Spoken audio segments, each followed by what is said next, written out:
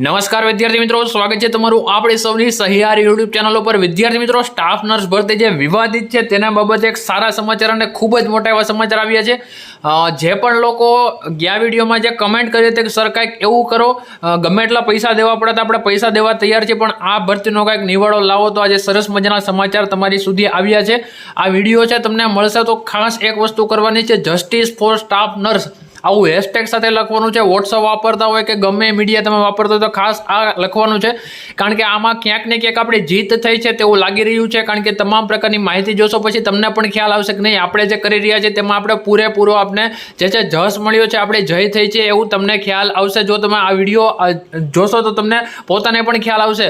Video જોવો છો તો એ પહેલાં એકવાર ખાસ લખી નાખો જસ્ટિસ ફોર સ્ટાફ નર્સ ભરતી, કારણ કે આ વિડીયો તમને જ્યારે મળશે એ દિવસ ખૂબ જ ઇમ્પોર્ટન્ટ રહેવાનો છે। તો વાત કરીએ છીએ, ડીવી શરૂ થઈ ગયા છે, હવે કંઈ ના થાય તેવી વાતો વચ્ચે ઉમેદવારો પહોંચ્યા કોર્ટે, આજે સુનાવણી।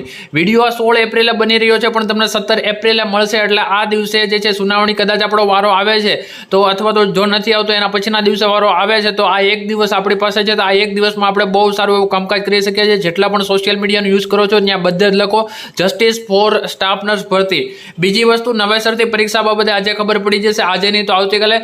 વિડીયોમાં આગળ અન્ય માહિતી તરફ જઈ તે પહેલા આજે સુનાવણી હશે અથવા થવાની હશે, વિડીયો તમારી પાસે જ્યારે પણ પહોંચે છે તો જેવી રીતે કીધું એવી રીતે આવી રીતે લખવાનું છે જસ્ટિસ સ્ટાફ નર્સ ભરતી, બરાબર। આ મેસેજ ખાસ લખો અને આપણી સાથે જે પણ લોકો આમાં જોડાયા છે તે બધાને કેવું આમ લખવું, વધુ લોકો આવું કરશે। અત્યારે આપણો કેસ ખાલી કોર્ટમાં પહોંચ્યો છે, પણ જીત થાય અને નવેસરથી પરીક્ષા લેવાય તો થોડું વધારે સારું થઈ જાય છે, બરાબર। લગભગ 100% ચાન્સીસ છે। 50 ઉમેદવારો જે સરસ મજાના સમાચાર આવ્યા છે એ પણ તમને બતાવીએ છીએ। નર્સિંગ સ્ટાફની ભરતી પ્રક્રિયાને કોર્ટમાં પડકાર, ગુજરાત હાઈકોર્ટમાં 50થી વધુ ઉમેદવારોની અરજી। તારીખ જોઈ શકો છો 16 એપ્રિલ 2025, ગુજરાત હાઈકોર્ટમાં 50થી વધુ ઉમેદવારોની અરજી। નર્સિંગ સ્ટાફની પરીક્ષા નવેસરથી યોજવા માંગ થઈ રહી છે।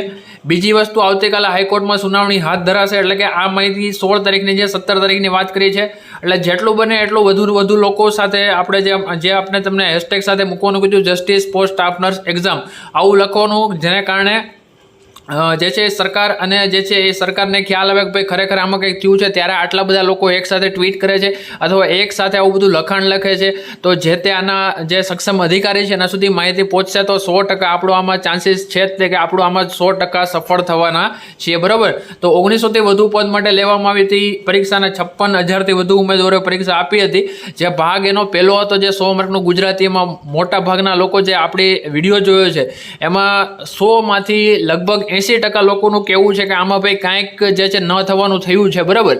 તો હવે એક સમય આવ્યો છે કે ભાઈ આપણી પાસે એક તક છે, તો તકને ઝડપી લેવાની છે, અને જેટલા લોકોને લાગે છે કે આવું કંઈ થયું છે, બરાબર।